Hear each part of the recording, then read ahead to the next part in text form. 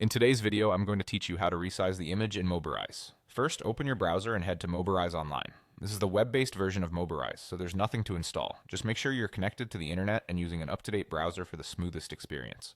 On the login page, choose Sign In with Google. It's the quickest way to get in.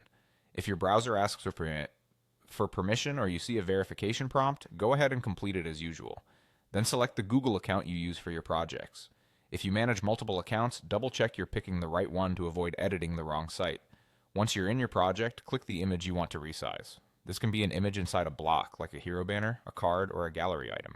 You should see controls appear when the image is selected. Click the pencil icon to open the image editor. This is the Edit or Customize button that lets you adjust how the image is displayed without replacing it. If you don't see it immediately, hover over the image and it should appear. Now you'll see a crop frame. Drag the edges or corners of this frame to set the exact area you want to keep. You can also click and drag the image itself to reposition the subject within the frame. This is useful for improving composition. Try centering key elements or aligning them to the rule of thirds. If too much of your image is being cut off, use the zoom out control.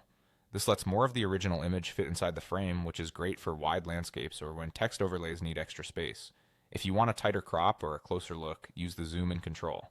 This helps emphasize details or faces, but avoid zooming so far that the image appears soft or pixelated, especially on large blocks. You'll also find aspect ratios to choose from.